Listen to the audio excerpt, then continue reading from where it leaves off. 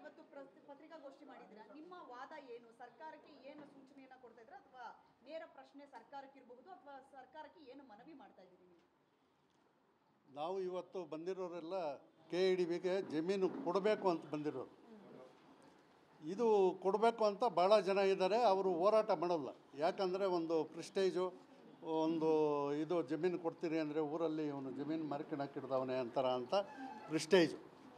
ಇದು ಈಗ ನಮ್ಮದು 5 ವರ್ಷ ಆಯಿತು. ಇದು BJP ಸರ್ಕಾರ ಇದ್ದಾಗ ಈ 4-1 ಮಾಡಿದ್ರು. ಆ 4-1 ಮಾಡಿದಾಗ ನಮ್ಮ ಕಡೆ ಜಮೀನು ಬೇರೆ ಜಮೀನು ಇವಾಗ 1.5 ಕೋಟಿ 1 ಕೋಟಿ ಇದ್ದಿದ್ದು ಇವಾಗ 3 ಕೋಟಿ 4 ಕೋಟಿ ಆಗಿದೆ. ಅಷ್ಟು ರೇಟ್ ಆಗಿದೆ. ಈ ಪಕ್ಕದಲ್ಲಿ ಇಂಡಸ್ಟ್ರಿಯಲ್ ಮಾಡಿದಿರ ಇದನ್ನು ಒಂದೇ ಸಾರಿ ಅಕ್ವಿಜೇಷನ್ ಮಾಡಿದರೆ ಯಾರೂ ಕೇಳ್ತಾ ಇರಲ್ಲ. ಇವಾಗ ಸ್ವಲ್ಪ ಭಾಗ ಇಂಡಸ್ಟ್ರಿಯಲ್ ಮಾಡಿರೋದ್ರಿಂದ ಇದಕ್ಕೆಲ್ಲ ಸ್ವಲ್ಪ ರೇಟ್ ಬಂತು. ರೇಟ್ ಬಂದಾಗ ಆಟೋಮೆಟಿಕ್ಕಾಗಿ ನಾವು ಜಮೀನು ಕೊಡಲ್ಲ ಅಂತ ಇವರು ಶುರು ಮಾಡಿದರು. ಇವರು ಹೋರಾಟ ಮಾಡೋರು ಫಸ್ಟು 1400 ಎಕರೆ ಇದೇ ಊರುಗಳಿಗೆ ಅಕ್ವಿಜೇಷನ್ ಮಾಡಿದ್ರು. ಆವಾಗ ಯಾಕೆ ಹೋರಾಟ ಮಾಡಲ್ಲ? ಆವಾಗ ಸುಮ್ಮನೆ ಹೋಗಿ ಹೋಗಿ ಹೋಗಿ ಕೊಟ್ಟರು. ಈಗ ಕೊಡಲ್ಲ ಅಂತಾರೆ.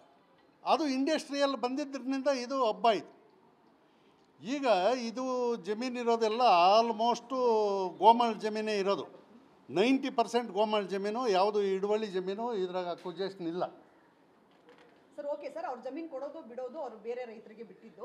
ಬಟ್ ನಿಮ್ದು ಎಷ್ಟು ಜಮೀನು ಇದೆ? ಎಷ್ಟು ಜನ ಆ ಭಾಗದ ರೈತರು? ಏನು ನಂದು 6 ಎಕರೆ ಪಟ್ಟಣದಲ್ಲಿ ಈಗ ವಶಪಡಿಸ್ಕೊಳ್ತಾ ಇದ್ದಾರೆ. ಸೊ ಅಷ್ಟರಲ್ಲಿ ಎಷ್ಟು ಜನ ರೈತರು ಅಥವಾ ಎಷ್ಟು ಎಕರೆ ಜಮೀನನ್ನ ಕೊಡೋದಿಕ್ಕೆ ರೈತರು ಒಪ್ಕೊಂಡಿದ್ದಾರೆ? ಇವಾಗ ನಾವು ನಾಳದ್ದ ಕರೆಕ್ಟಾಗಿ ಹೇಳ್ತೀವಿ ಎಷ್ಟು ಜನ ಕೊಡೋರು ಇದ್ದಾರೆ. ನಾಳೆ ಎಲ್ಲ ಸ್ಟ್ರೈಕ್ ಬಂದಾಗ ಅವರು ಪಾಣಿ ಅವರವರ ಪಾಣಿ ಅವರವರೇ ಹಿಡ್ಕೊಂಡು ಸ್ಟ್ರೈಕ್ ಬರಬೇಕು. ಶನಿವಾರ 12ನೇ ತಾರೀಕು ಎಷ್ಟು ಗಂಟೆ? ಬೆಳಗ್ಗೆ 9 ಗಂಟೆಗೆ. ಓಕೆ, ನಿಮ್ಮ ಹೆಸರು ಹೇಳಿ ಸರ್. ನೀವು ಬನ್ನಿ. ನಿಮ್ಮ ಹೆಸರು ನಾವು ಲಕ್ಷ್ಮೀನಾರಾಯಣ್ ಬಾಲೇಪುರ. ಓಕೆ, ನೀವು ಬನ್ನಿ ಸರ್. ಇದೆ. ಸೊ ಎಷ್ಟು ಜನ ನಿಮ್ಮ ಊರಿನಲ್ಲಿ ಕೊಡೋದಿಕ್ಕೆ KEDBಗೆ ವಶಪಡಿಸ್ಕೊಳ್ತಾ ಇರೋದಕ್ಕೆ ಜಮೀನು ಕೊಡೋದಕ್ಕೆ ಎಷ್ಟು ಜನ ರೆಡಿ? ಮೇಡಮ್, ಎಷ್ಟು ಎಕರೆ? ನಮ್ಮದು ಈಗ 8 ಎಕರೆ ಲ್ಯಾಂಡ್ ಹೋಗ್ತಾ ಇದೆ. ನಮ್ಮದು ನಮ್ಮ ಬ್ರದರ್ದೆಲ್ಲ 8 ಎಕರೆ ಹೋಗ್ತಾ ಇದೆ. ನೀವು ಉಳಿಕೆ ಅಣ್ಣನ ತಮ್ಮಂದ್ರದ್ದೆಲ್ಲ ಒಂದು 15-20 ಎಕರೆ ಮೇಲೆ ಹೋಗ್ತಾ ಇದೆ. ಬಟ್ ಹ್ಯಾಡಾಳ ಸರ್ವೆ ನಂಬರಲ್ಲೂ ನಮ್ದು ಲ್ಯಾಂಡ್ ಇದೆ. ಗೋಕರ್ಬಚ್ಚನಹಳ್ಳಿ ಅಂದರೆ ಬೇಚರ್ ಗ್ರಾಮ ಇದೆ. ಹೇಡರಲ್ಲೂ ನಮ್ಮ ಲ್ಯಾಂಡ್ ಇದೆ. ಬಟ್ ನಾವು ಕೊಡೋಕೆ ಸಂಪೂರ್ಣವಾಗಿ ಒಪ್ಕೊಂಡಿದ್ದೀವಿ. ಯಾಕಂದರೆ ಅದರಲ್ಲಿ ನೀರಾವರಿ ತುಂಬ ಕಮ್ಮಿ ಇದೆ. ಆಮೇಲೆ ಡ್ರೈ ಲ್ಯಾಂಡ್, ಅದು ಜಾಸ್ತಿ ನೀರಾವರಿ ಇಲ್ಲ. ಮುಂಚೆ ಎಲ್ಲ ಅದೆಲ್ಲ ನೀಲಗಿರಿ ಹಾಕಿದ್ವಿ. ನಮ್ಮ DC ಸಾಹೇಬರು ಕರೇಗೌಡರು ಬಂದಾಗ ಒಂದು ಆದೇಶ ಮಾಡಿದ್ರು, ನೀಲಗಿರಿ ತೆಗೆದುಬಿಡ್ರಿ ಅಂತೆ. ಆ ತೆಗೆದಿದ್ದಾದಮೇಲೆ ಸ್ವಲ್ಪ ಮಾವಿನ ಗಿಡ ಹಾಕಿದ್ದೀವಿ. ಇನ್ನು ಉಳಿಕೆದೆಲ್ಲ ಮಳೆ ಆಶ್ರಿತ ರಾಗಿ ಬೆಳ್ಕೊತಾ ಇದ್ವಿ.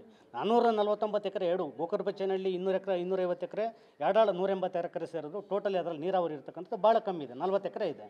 ಇನ್ನು ಉಳಿಕೆದೆಲ್ಲ ಇರ್ತಕ್ಕಂಥದ್ದು ನಾವು ಬರೀ ರಾಗಿ ಬೆಳ್ಕೊಬೇಕು, ಉಳಿಕೆದು ಮಾವು ಮಾಡ್ಕೋಬೇಕು. ಅದರಿಂದ ನಾವೆಲ್ಲ ಕೊಡೋಕೆ ನಮ್ಮದು 80% ನಾವು ರೆಡಿ ಇದ್ದೀವಿ. 100%. ಈಗ 240 ಎಕರೆ ಹೋಗ್ತಾ ಇದೆ. 249 ಎಕರೆ ಹೋಗ್ತಾ ಇದೆ. ಅದರಲ್ಲಿ ಹೆಚ್ಚು ಕಮ್ಮಿ ನಾವು ಒಂದು 200 ಎಕರೆ 180ರಿಂದ 200 ಎಕರೆ ಕೊಡೋಕೆ ನಾವು ರೆಡಿ ಇದ್ದೀವಿ. ನಾವು ಕೊಡ್ತೀವಿ. ಆಲ್ರೆಡಿ ನಾವು ಮುಂಚೆ ನಿರಾಣಿ ಅವರಿದ್ದಾಗ ನಾವೆಲ್ಲ ಅರ್ಜಿ ಹಾಕ್ಕೊಟ್ಟಿದ್ವಿ. ಆಮೇಲೆ ಇವರು ಯಾರು ನಮ್ಮ SLO ಸಾಹೇಬರು ಮುಂಚೆ ಒಬ್ಬರಿದ್ದರು. ಅವರು ಇವಾಗ ಬಂದಿರತಕ್ಕಂಥ ತೇಜಸ್ ಸರ್ಗಿಂತ ಹಿಂದೆ ಒಬ್ಬರಿದ್ದರು. ಅವರು ಬಂದು ಇಲ್ಲೇ ಇದು ಮಾಡಿದ್ರು, ಏನು ಚಂದ್ರಾಯಪಟ್ಟಣ ಇದರಲ್ಲೇ ಬಂದುಬಿಟ್ಟು ಯಾರು ಕೊಡ್ತಾರೆ ಯಾರು ಕೊಡಲ್ಲ ಅಂತ ಹೇಳ್ಬಿಟ್ಟು. ಬಟ್ ಆಗ ಲಾಸ್ಟಲ್ಲಿ 4 ಡೇಸ್ ಇತ್ತು. 4 ಡೇಸ್ ಆದಮೇಲೆ ಎಷ್ಟು ಪರ್ಸೆಂಟೇಜ್ ಅಂದರೆ 26% ಇತ್ತು ಏನೋ ಕೊಡೋದು ಅಂತ ಹೇಳ್ಬಿಟ್ಟು. ಆಮೇಲೆ ಹ್ಯಾಡಾಳ ಬಂದ್ಬಿಟ್ಟು 16% ಇತ್ತು. ಬಟ್ ಅಲ್ಲಿಂದ ಆಚೆ ಅವ್ರೇನು ಮಾಡಿದ್ರು, ಅಲ್ಲಿಗೆ ಕ್ಲೋಸ್ ಆಯಿತು 4 ಡೇಸ್ ಟೈಮಿಗೆ ಕೊಟ್ಟಿದ್ದಾದ್ಮೇಲೆ. ಆಮೇಲೆ ಅಲ್ಲಿಗೆ ಹೋದ್ಮೇಲೆ ಪರ್ಸೆಂಟೇಜ್ ಜಾಸ್ತಿ ಆಯಿತು. ಅದು ಹೆಂಗಾಯಿತು ಅಂತ ನನಗೆ ಅದು ಗೊತ್ತಿಲ್ಲ. ದಿನಗಳಿಂದ ಮಾಡ್ತಾ ಇದ್ದಂಥ ಹೋರಾಟ ಈಗ ಕೊನೆ ಹಂತಕ್ಕೆ ಬಂದಿದೆ. ಕೊನೆ ಹಂತಕ್ಕೆ ಬಂದಾಗ ಯಾಕೆ ಇಷ್ಟು ಈ ರೀತಿ ಒಂದು ಕಡೆ ಪ್ರಶ್ನೆ ಮೂಡುತ್ತೆ? ಹೌದೌದು, ಯಾರ್ದಾದ್ರೂ ಒತ್ತಡ ಇದೆಯಾ?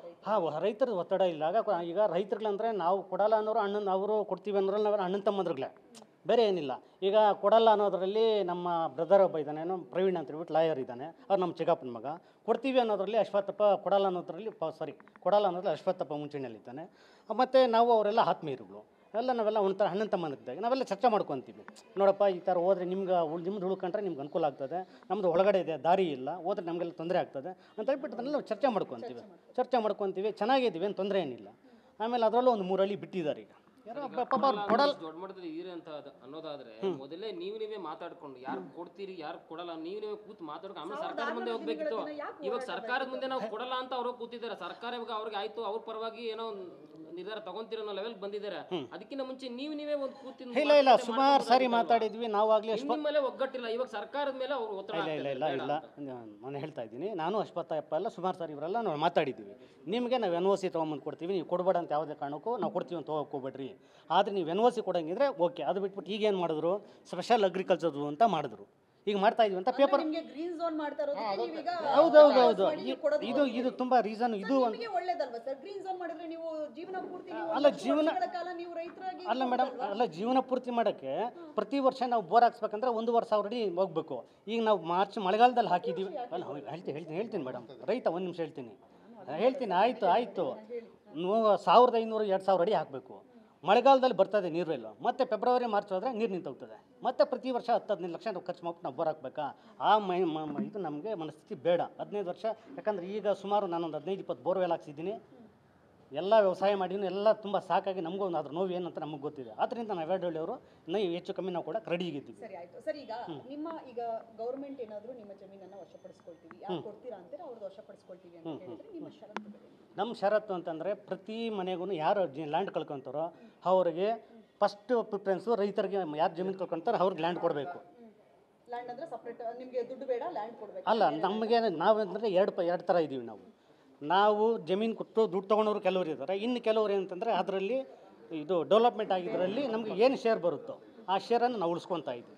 ಆ ಶೇರ್ ಉಳಿಸ್ಕೊಂಡ್ರೆ ನಮಗೇನು ಲಾಸ್ ಏನಿಲ್ಲ. ಯಾಕಂದರೆ ಇವಾಗ ಇವ್ರು ಕೊಡ್ತಕ್ಕಂಥದ್ದು 3 ಕೋಟಿ ಕೊಟ್ಟರೆ ಡೆವಲಪ್ಮೆಂಟಲ್ಲಿ 10,700 ಸ್ಕ್ವೇರ್ ಫೀಟ್ ಬರುತ್ತೆ. ಆ ಡೆವಲಪ್ಮೆಂಟ್ ಆದಮೇಲೆ ಒಂದು 6 ತಿಂಗಳು 7 ತಿಂಗಳು ವೆಯ್ಟ್ ಮಾಡಿದ್ರೆ 5,000-6,000 ರೂಪಾಯಿ ಆಟೋಮೆಟಿಕ್ಲಿ ಬೇರೆಯವ್ನು ಬಂದು ನಮ್ಗೆ ತೊಗೊತಾನೆ. ಅವಾಗ ನಮ್ಗೆ ಎಕರೆನೇ ಒಂದು 5-6 ಕೋಟಿ ಮೇಲಾಗುತ್ತೆ, ಏನು ತೊಂದರೆ ಏನಿಲ್ಲ.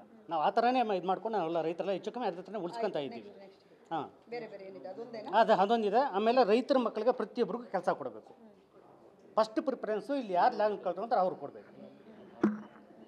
ಆಮೇಲೆ ಯಾವುದೇ ಕಾಲಕ್ಕೂ ಸ್ಪೆಷಲ್ ಅಗ್ರಿಕಲ್ಚರ್ ಮಾಡೋಕ್ಕೆ ನಮಗೆ ಸುತಾರ ಇಷ್ಟ ಇಲ್ಲ. ನಾವು ರೈತರು ಯಾವುದೇ ವಿರೋಧ ಇಲ್ಲ. ಸರಿ ಆಯ್ತು, ಥ್ಯಾಂಕ್ ಯು ಸರ್.